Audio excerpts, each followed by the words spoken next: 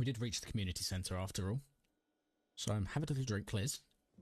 On day 48, after the failure of the library, Leslie instead turns his attention to the houses of March Ridge. Surely someone somewhere in this godforsaken little town has the magazine he's looking for. But no luck.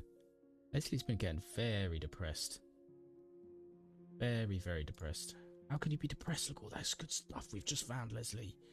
Wash yourself up a little bit, maybe. Maybe that's why you're so sad.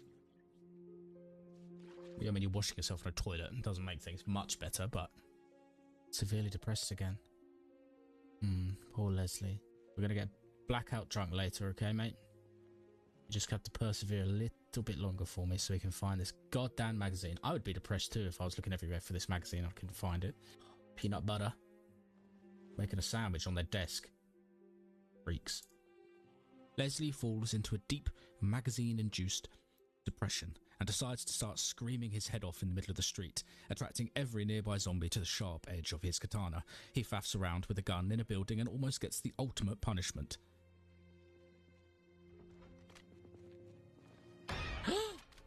Oh my god, Leslie.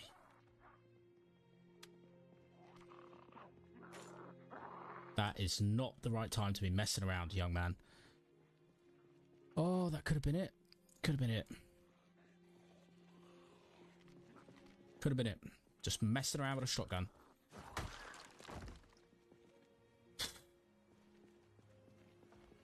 Jesus. Leslie. Give me a heart attack. Thankfully, little Leslie still has got a spring in his step. He returns to the RV after a slog through the streets, has a beer, and then goes to bed. A pretty much unproductive day. Day 49 is all about guns. He whips out a heavily kitted rifle that he found a little earlier and tries his luck. With such low aiming skill, he hardly hits a shot. But damn, Leslie is having fun. The gun sounds outrageous, echoing down the empty streets. Shooting didn't really go to plan. Should have been using a shotgun. Unfortunately, this does mean that every zombie in a rather large area is now shambling towards him. He slices most of the others' heads up, then switches to the shotgun, a much more preferable weapon for taking out shamblers. He spends most of the afternoon rounding them up and blasting them down. Leslie does this all day, up and down and round and up and down and round until he's completely out of shotgun shells. Then he drives back into town and tries to pick up a bed and destroys it in the process. Good job, Mr. Stump. No.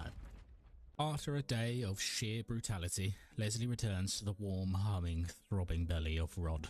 Leslie's little dolls. Delicious fruit. Leslie fruit. There we go. Now let's read our mechanics book. Oh my god, there's just stuff everywhere. There's stuff everywhere. The dawn of day 50. Halfway through the adventure and Leslie feels better than ever. Except for the missing magazine, bouts of crippling depression, and an RV that is so full of shite that it puts a hoarder's home to shame. Then those familiar flying pricks turn up again. The helicopter. This one is not so good. That's gonna draw a lot of folks towards me. Okay. Well, I think the best bet then is, honestly, it's time to leave. March Ridge, I've had quite enough of you. You cursed place! Just like that, Leslie's time in March Ridge comes to an end, with no magazine in sight. Oh well, on he goes, persevering in the rain, on to the next fabled land, Mouldraw, and its line of shops, warehouses and all sorts of other goodies. But first, a stop at the crossroads. Yes. Helicopter roaring overhead, Leslie has his first cooked meal